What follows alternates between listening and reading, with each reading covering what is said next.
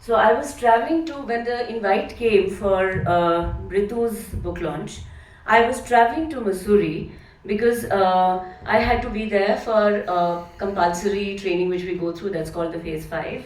We are literally retrained and recalibrated and re-energized so that we may take up bigger roles in the government and in the society.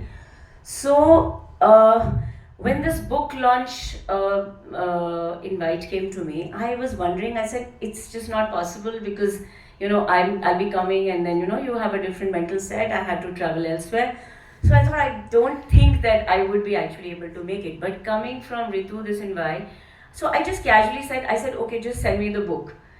And little did I know, normally what happens is, I'm sure it's with most of you, that when we travel up the hills, there's a bit of a mountain sickness which happens, and especially while you're reading, there is a definite giddy kind of a feeling which you experience, and I've always experienced that whenever I've traveled up the mountains. So not really mountain sickness, but yes, while reading. So I have never touched literally a piece of paper while I have traveled, and I was telling her this. And well, when I started, as the first line read, I actually could not stop. It went on. In fact, my husband, who's always been, last 26 years, he's been my partner, and he's been watching me. He says, "What are you reading?" I mean, even he could not believe it that 3 hours continuously I was into a book, and I was just absolutely dazzled by the fact that this wasn't a book, it was actually an experience.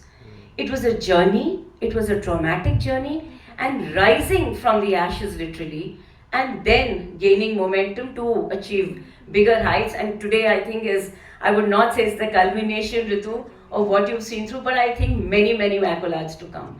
So ladies and gentlemen, all the esteemed panelists, everybody present in this room, press and media, I would really firstly like to welcome you literally to this book launch, because this is not really a book launch. It is a lesson for many.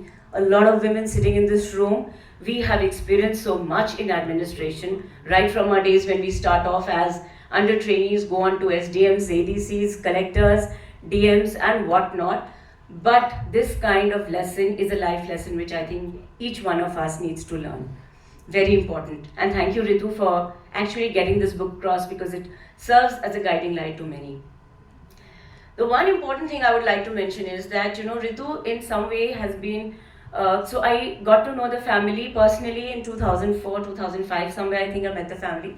She was, as described in this chapter, like a wife, a beautiful wife, a husband more charming and more effervescent. So, well, we bumped into them, I think, twice or thrice, and as she has written exactly, so I could read from chapter to chapter and literally relate where I was kind of, interacting with the family in that particular part of the book. So I remember one chapter where I read where, she mentions about her faith in Buddhism. She was the first one to talk about it to me also.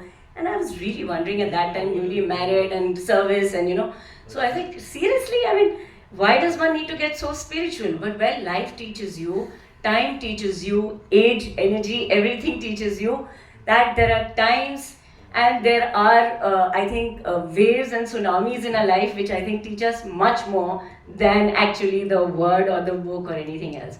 So I think this girl here somewhere, we start off, every girl, we read all these lovely novels when we're young in colleges, and we all dream of our so-called hero and, coming on the white horse and life will be happy, everything is going to be happy ever after. It doesn't work like that. Reality is so much more different. And her case, I think, exemplifies it all, where she's been so brutally honest in the book. Nobody could be that honest. I mean, seriously, we all talk about our victories, and I did this, and I got this privilege, but to talk about one weakness, I think, is the biggest strength we can actually now get. And I learned this lesson once from my son, who told me that, "Mom, please tell me, I mean, I really look up to you guys because, you've got into the services and you've done this, but tell me some of your weak moments." So it took me a moment, Ritu, literally, to think of it कि, अपने में कमी कैसे निकालें? बहुत मुश्किल होती है, और बताना, वो भी अपने बच्चे को जिसके सामने, you want to be the best mom.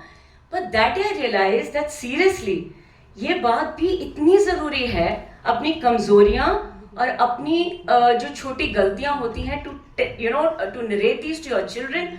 I think it's so important because we only talk to them of our achievements and I did this and I was first in class, but did we ever mention to them that even we got let's say a 69 in maths once, or a red line somewhere in 4th standard, or the maths didn't make us very happy. But I'm so glad that this societal change is coming about, and movies even like Three Idiots and the works, even Tare Zameen Par, I think. So these kind of movies, these kind of books, and these kind of revelations in the domain, I think they really serve a purpose. And this is because I don't want to talk about the book. I think so much has been said about the book, and so beautifully that there's nothing left. वो कहते हैं गागर में सागर बनने वाली बात है, तो अब कुछ रह ही नहीं गया बोलने के लिए. And her aspirations, I think I love the fact when she says better to be ready for any surprise rather than let the surprise surprise you. Please go through that word. I think it's a beautiful sentence. You never know जिंदगी ने कब आप पे googly फेंक देनी है, क्या कब कहाँ से कौन सी बॉल आने वाली है. We expect everything to be just picture perfect. It's not so. और जिसको लग रहा है कि आज ये शख्स या this woman is pretty happy, there is a huge story behind. There's a turmoil of storms. There's a lot that's happened.